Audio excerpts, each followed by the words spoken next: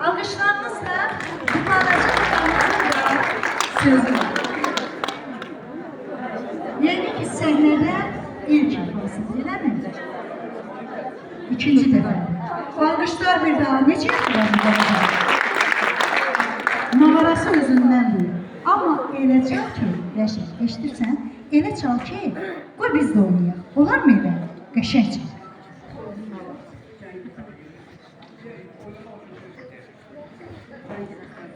Siz ifanızı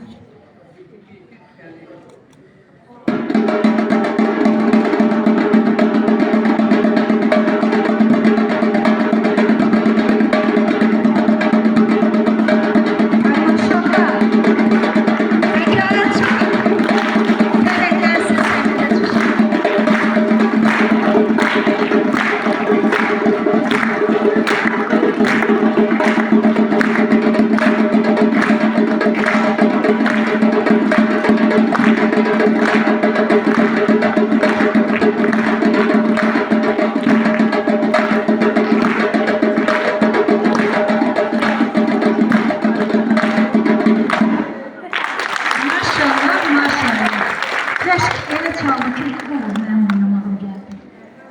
Hə, neyini? Bir əl çalsanız,